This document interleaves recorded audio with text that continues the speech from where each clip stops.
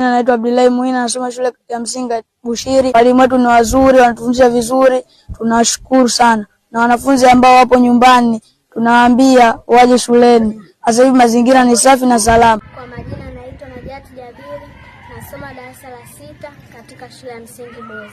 Wale wanafunzi wenye mahitaji maalum wanaweza kuja shuleni na kupatia elimu bora. Miundombinu yetu ni nzuri. Naitwa Mwalimu Haji Saidi kutoka shule ya msingi Boza. Nipo hapa kwa ajili ya kuelezea mafanikio ya mradi wa shule bora. Kama mimi ni mwalimu mahiri wa somo la Kiingereza, tulipewa mafunzo na kupewa mbinu mbalimbali kwa ajili ya kuwafundisha wanafunzi ili wawe na umahiri wa kujua somo la Kiingereza na somo la hisabati.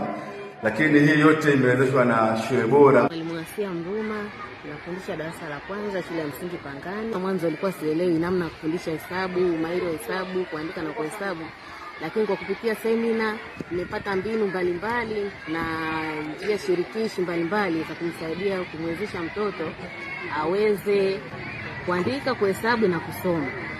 Kwa majina naitwa Rema Selemani Shirukindo, ni mwanafunzi wa shule ya msingi Pangani. Mazingira tunayofundishwa shule ya msingi Pangani ni mazuri sana.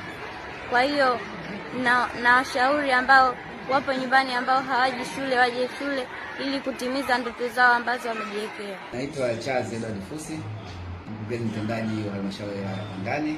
Nipende kuchukua nafasi hii kushukuru mradi shule bora ambao umeweza kutupatia takriban milioni 150 ambazo hizo fedha zimesaidia sana katika kutoa mafunzo na stadi za ufundishaji wa kisasa kwa walimu wetu kwa viwango mbalimbali.